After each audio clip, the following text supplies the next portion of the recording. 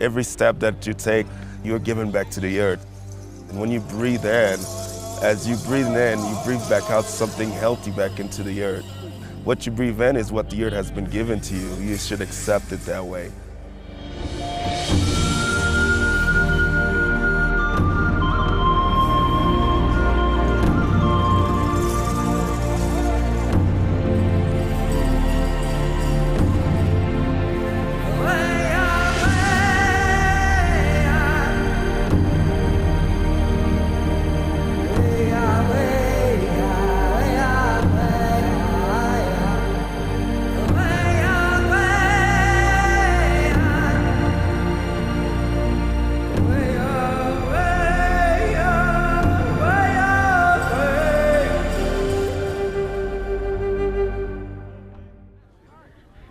I'll get a message from Jared, hey coach, what do I do to get better? And I would give him workouts such as do a morning run, make sure you're eating right, drinking water.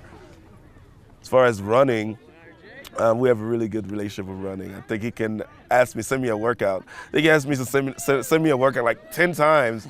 It's like, coach, you need to send me a workout. He told me to work out in the mornings, kind of like, lots of reps, lots of leg curls. I didn't know at the time, hamstrings was very important for sprinting.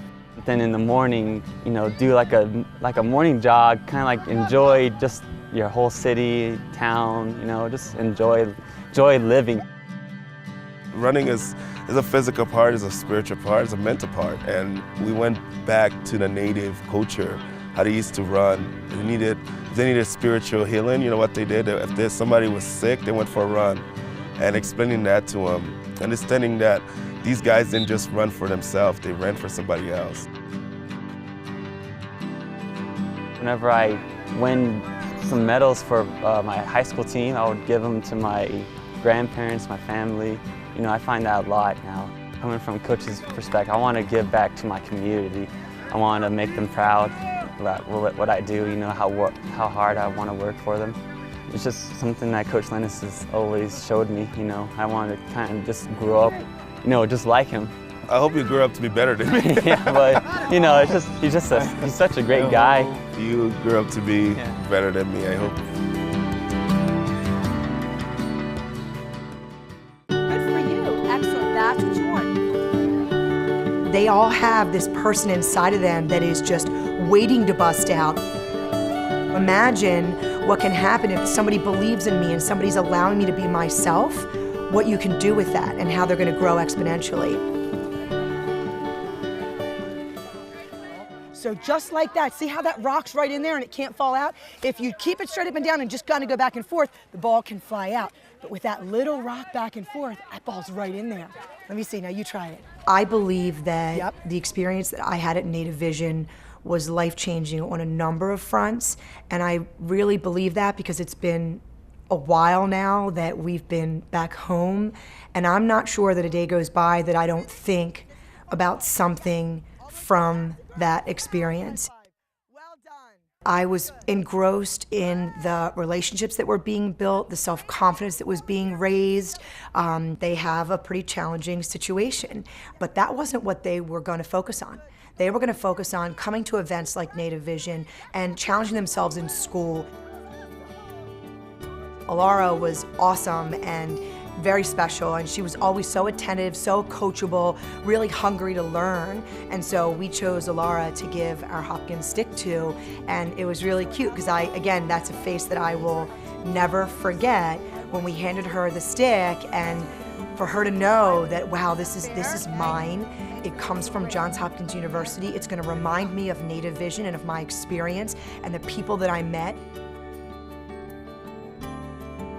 There's something very big that was sparked in all of us from that Native Vision experience. And I think that it was truly life-changing. And I really am looking forward to going back because it will never leave me. It'll just never leave me.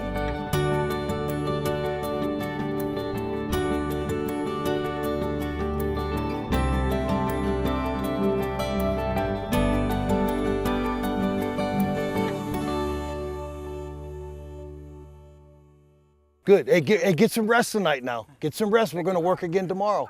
Thank you, guys. That's very, see, I love that. That's great. That's great. Good work, you guys. Listen, tomorrow we're going to work some more. Thank you, my brother. Bye-bye. Oh, got it. These kids work hard. All right, my brother. See you tomorrow. See, that's pretty neat. That's you know, coaching is just teaching, and that's the payoff.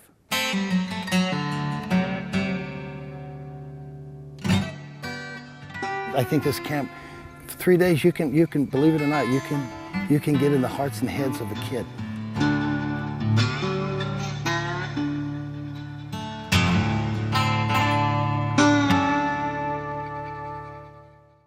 I have always believed that if I can reach your soul, if I can reach your heart, if I can reach who you are, you're going to learn to trust me. If I can get you to trust me, when that word means to rely on the promise of someone, then we can have a relationship that hopefully that both trust each other. And miracles can happen in people's lives as well as my own. There's a young man here today, Dominic, that I had last year that was here. Terrific young Native American football player. It was just great to see him again. And actually he's limping a little bit. And I told him, Dominic, you stop right now doing what you're doing. You got to get some treatment on whatever's going on there. Where are you hurt at, Dom? On my groin? On the groin area, which is a very, very sore area because it's very hard to heal. And so one of the things that I was telling Dominic, you got to take care of your own body. You'll know that better than anybody. I usually just play through it, not show it that much, because like I love the game, just to keep playing, to help my teammates out. Every athlete I know, I mean, if they're an athlete, they're inspired internally to get on the field no matter how they get on the field. If I were you, I wouldn't play in the game today. How do you feel about that, or do you feel like you must play? I feel like I must play. It's not worth it. Dude, but I can't. I can only tell you not to. I don't know how much control. I'm not your coach, but I'll get Johnny O to tell you not to play. And he's the leader of the camp. You okay with that? You good with that? You got to be that way, right? Are you coachable? Yeah, I'm coachable. Yes, you are. Then you're not playing today. Okay? You trust me? Yes, sir, I do.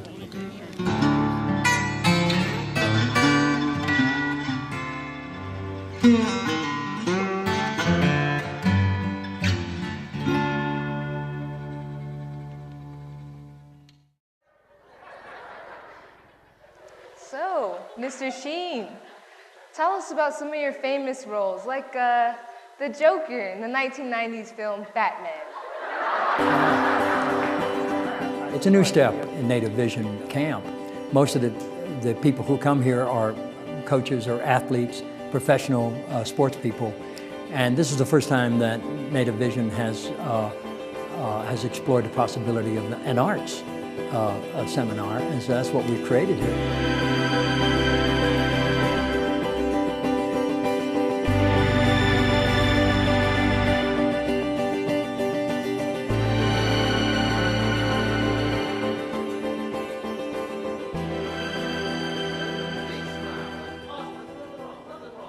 I've been very lucky with a lot of these kids that they've been kind of very open and receptive. And Miracle took very little to kind of just like, all I had to do was open the door a crack, and then all of a sudden it's like, whoa, hi, I'm here. And it's awesome. And it's happened not just with a lot of these kids. That's what I like. Hello, my beautiful people, and welcome to Rose Petals Talk Show. I was talking to Martin about it, and he was telling me it's an art. And I told him if I like it, only because the concept where you can be a character, you can do whatever, be whatever, and you're allowed to do whatever, be whatever. And no one can judge you about that because you're just that character. So I was telling him that, and he was like, that's exactly right. You're Martin Sheen. Yes. You played Uncle Ben. Yes, I played Uncle Ben. In the Amazing Spider-Man. Out of my whole family, it was probably just me and my brother there. We're the weird actor kids. And then everybody else, the sports kids, they're all into football and basketball. And we're just the weirdos that like the acting, and we like the movies, and we're just those kind of kids. Well, Miracle is she's holding her own with Martin Sheen, a professional actor. You know, it's great. I love it. And if you'd seen her before, she wouldn't have been able to do that. You know, but in 5 days, trust in just herself. She trusts herself. It's not that she trusts me; she trusts herself, and it's fun to see. Because you know, so often you come to a place like this thinking you're gonna teach something. Chances are you'll walk away a student yourself. You know.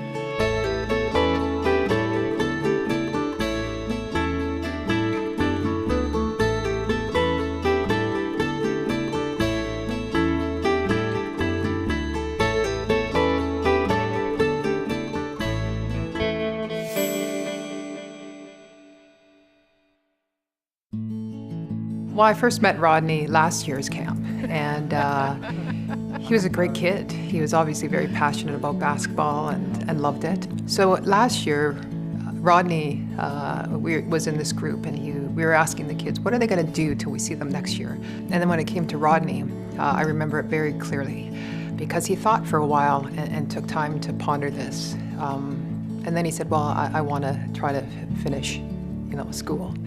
And we said, what are you gonna do? He said, I'm gonna try to finish school. We said, you're gonna what?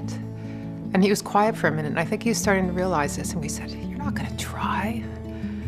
Rodney, this is school. This is your ticket.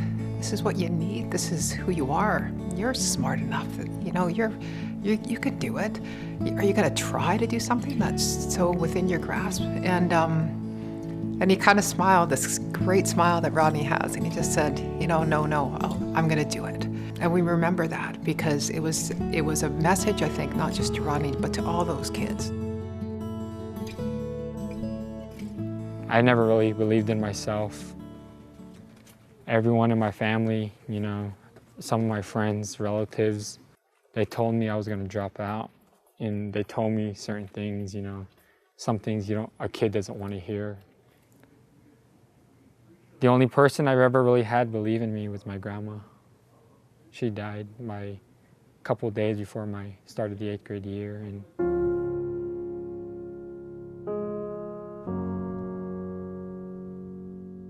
so at the end of the camp, Rodney asked me to sign his shoes. And so I signed his shoe and gave him a hug goodbye and, looking forward to seeing him the next year.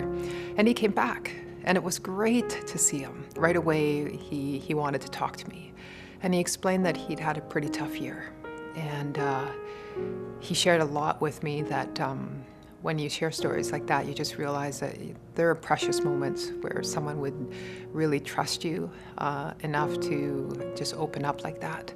And then he went on to say that in one particular time, he was going through a rough patch, and he wore those shoes.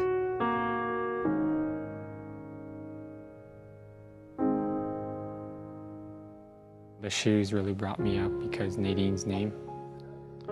And to see someone as powerful as her, as a Native American, it really brings you up. And he went on, and we had this long discussion, and he said, I learned some stuff about basketball, but what got me through this year is what made me look at those shoes and realize that there's some people out there that did believe in me. What Rodney shared with the kids was a glimmer into how tough his life has been, not just over the last year, but for many years. None of the kids, I think, would leave that session with Rodney not understanding that great things had been overcome. I think they all were trying to identify with potentially challenges they had had in the last year and how what he was saying applied to them. And some of them, in a really in a touching way, in an emotional way, in a really hard way, nodding their heads because they knew exactly what he felt like. I just want to be grown up and become someone can listen to, because if I can do it, then anybody can. It wouldn't matter whether if I went to lacrosse, football. I came to Native Vision to learn, I came to learn from other people who had struggles themselves, and I watched them be successful. It's an absolute honor to be involved in this program. An absolute honor.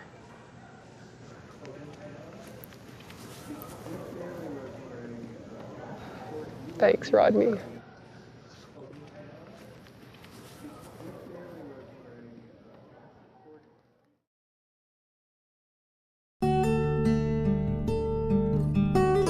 Native Vision, I mean, it's a sports camp, but really what it is it's a life skills camp.